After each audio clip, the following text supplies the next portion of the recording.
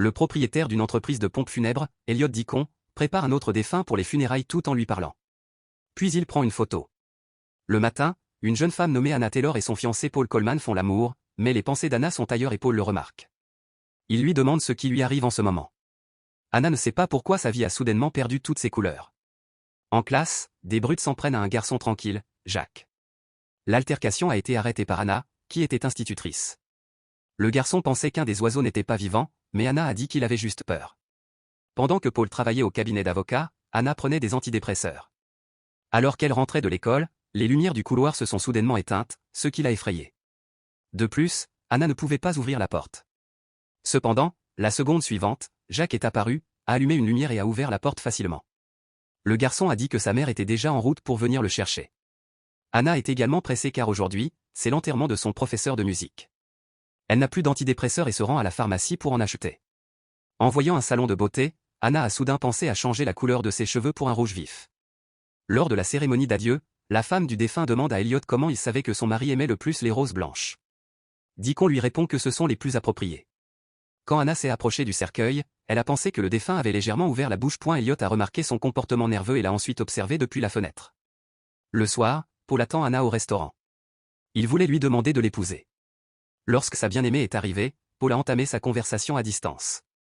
Il s'est vu offrir un poste au siège social à Chicago, ce qui était une opportunité extraordinaire.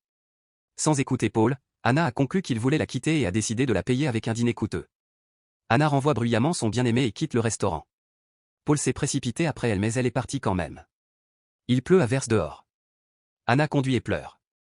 À un moment donné, elle a été distraite par son téléphone et a eu un accident. Il s'approche de la table d'autopsie et soulève le drap sous lequel gît Anna, pâle et blessée à la tête. Elliot lui enlève sa montre et ses chaussures, les rangeant dans un sac en papier craft. Puis il a coupé sa robe, laissant Anna dans une chemise de nuit rouge. Anna a ouvert les yeux et a demandé ce qui se passait. Elliot lui explique qu'elle est décédée il y a 8 heures. Anna était déconcertée car elle était vivante, alors Elliot lui a montré la conclusion du médecin comme preuve. Anna ne peut plus bouger et supplie Elliot de ne pas la toucher, mais il doit s'assurer qu'elle sera belle à son enterrement. En se réveillant, Paul a essayé d'appeler Anna, mais son téléphone était chez Deacon, qui a écouté le message vocal et a mis les affaires personnelles d'Anna avec celles des autres défunts. Paul se rend sur le lieu de travail d'Anna, apprenant qu'elle ne s'est pas présentée aujourd'hui. Pendant ce temps, Elliot se parle à lui-même, ajoutant la photo du client précédent à sa collection. Paul rend visite à la mère d'Anna, Béatrice Taylor, qui se déplace en fauteuil roulant.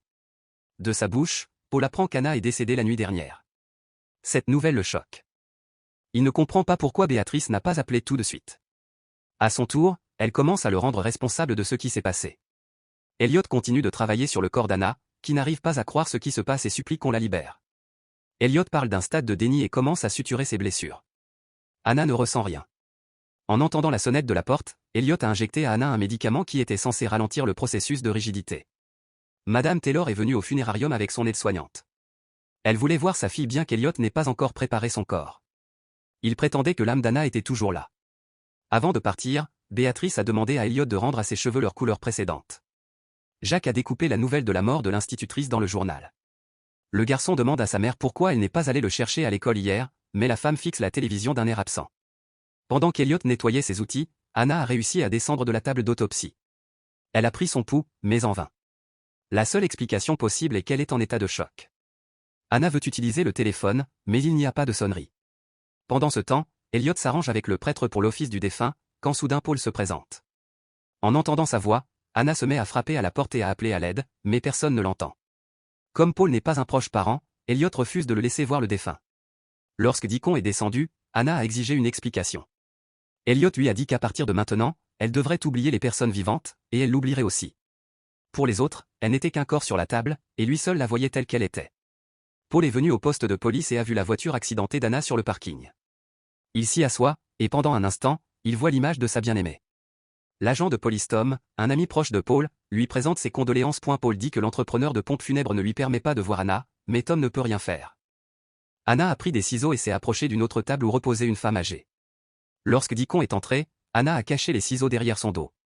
Saisissant l'occasion, elle a couru vers la porte verrouillée. Elliot s'approchait, et Anna l'a menacé avec les ciseaux, mais finalement, elle n'a pas pu le faire. La femme a essayé de convaincre le directeur des pompes funèbres qu'elle était vivante parce qu'elle pouvait respirer et parler. Elliot lui a rappelé qu'il était le seul à pouvoir l'entendre. Le fait est qu'il a un don inné et qu'il est de les morts à faire la transition entre ce monde et l'autre. Avant de partir, Elliot a dit que ses funérailles auraient lieu dans 2 jours, puis qu'Anna serait enterrée pour toujours. Jacques s'occupait de l'oiseau faible qu'il avait ramené de l'école. Pendant ce temps, Anna voyait la défunte de la table voisine, au-dessus d'elle. La femme lui a dit qu'elle n'était pas encore prête.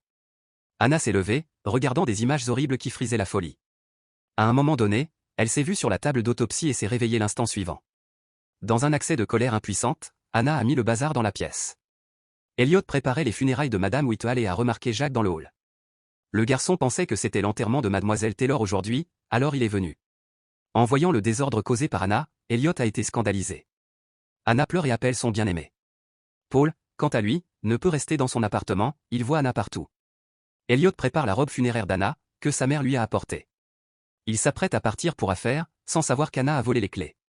Dès qu'Elliot est parti, Anna a commencé à crocheter une serrure. Au magasin de la station-service, Elliot a découvert la disparition des clés et s'est empressé de revenir.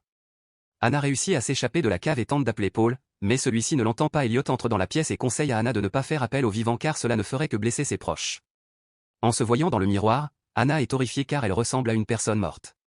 C'est alors qu'elle réalise qu'elle est décédée. Pendant ce temps, Jacques observe de loin, voyant son professeur par la fenêtre. Elliot l'a remarqué. Anna n'a plus essayé de résister, permettant à Deacon de la préparer pour les funérailles. Il a lavé la teinture rouge de ses cheveux. Paul a pris les affaires d'Anna sur son lieu de travail. En voyant une photo d'eux ensemble lors de l'un des plus beaux jours de leur vie, Paul fond en larmes. Elliot travaille sur un autre corps sous le regard d'Anna. Selon Elliot, cette personne avait un frère qui viendrait plus tard. Anna se sent faible, Elliot lui conseille de se reposer et lui fait une autre injection. À l'école, Jacques interpelle Paul, lui assurant qu'il a vu Anna hier au funérarium, vêtue d'une chemise de nuit rouge. Paul tente de l'effacer, mais lorsque le garçon lui crie que Paul ne l'aime tout simplement plus, il le frappe, réalisant tardivement ce qu'il a fait. L'officier de police Vincent Miller est arrivé pour voir son frère, Frank. Vincent est impressionné par le travail d'Elliot sur le corps de Frank. Anna était allongée sur la table voisine. Vincent a cru la voir tourner la tête. Il a demandé à Elliot de le laisser seul avec son frère pendant quelques minutes. Vincent a jeté un coup d'œil sous le drap d'Anna et s'est empressé de partir, gêné, lorsque Deacon est revenu. Elliot s'est énervé que Frank ait essayé de communiquer avec son frère. Il s'est occupé de chacun d'eux comme s'ils étaient ses enfants, mais n'a reçu en retour qu'une gratitude noircie. En colère, Elliot a badigeonné Frank de produits cosmétiques. Après l'enterrement, Elliot s'est approché de Jacques, réalisant qu'il pouvait sentir les morts. Selon Elliot, la première personne à qui il a parlé était sa mère, et maintenant Jacques devra apprendre à le faire aussi. En voyant une chemise de nuit rouge dans la vitrine d'un magasin, Paul s'est souvenu qu'Anna en avait une semblable. Cela lui fait penser que Jacques dit la vérité. Paul se rend immédiatement chez Deacon, affirmant qu'Anna est vivante. Il entre sans autorisation dans le funérarium et appelle sa fiancée, mais Anna ne répond pas, pensant que c'est mieux ainsi. N'ayant rien obtenu, Paul se rend au commissariat. Les avis des experts ne l'ont pas convaincu. Deacon aurait pu bourrer Anna de médicaments et la garder enfermée. L'un des policiers a confirmé que de tels médicaments existent bel et bien, par exemple l'hydrobromure. Vincent a dit qu'il avait vu Anna au funérarium, et qu'elle n'était définitivement pas en vie. Tom a décidé que Paul avait simplement perdu la tête à cause du chagrin. L'enterrement aura lieu demain. Anna a dit qu'elle regrettait beaucoup de choses. Elle n'a rien fait pour changer sa vie, et maintenant il est trop tard. Par-dessus tout, elle voulait de l'amour, mais elle repoussait constamment Paul. Elliot lui a mis la robe, les collants et les chaussures, puis lui a demandé ce qu'elle ferait si elle avait une autre chance. Anna n'a pas eu de réponse. Puis Elliot a ouvert la porte devant elle. Elle se lève et marche sur la route vide, se retrouvant à son propre enterrement. Tout ceci ressemble à une extravagance de l'absurde. L'instant d'après, Anna s'est réveillée près de la sortie de la salle de projection. Elliot s'est rendu compte que, comme tout le monde, elle avait peur non pas de la mort, mais de la vie elle-même. Elliot prépare la tombe et explique à Jacques qu'il doit enterrer Anna parce qu'elle n'a plus de vie. Les gens perdent leur temps à priver d'air ceux qui en ont vraiment besoin. Anna a été déposée dans le cercueil. Son heure est venue. Elliot a l'intention de lui injecter une substance appelée hydrobromure. Anna a demandé à se regarder dans le miroir pour la dernière fois et a remarqué qu'il était embué par sa respiration. Anna a compris qu'Elliot l'avait trompée, mais il lui a assuré que ce n'était que son imagination. Elliot lui a injecté de l'hydrobromure, en lui disant qu'elle trouverait bientôt la paix. Quand Anna est devenue paralysée, il a pris une photo d'elle.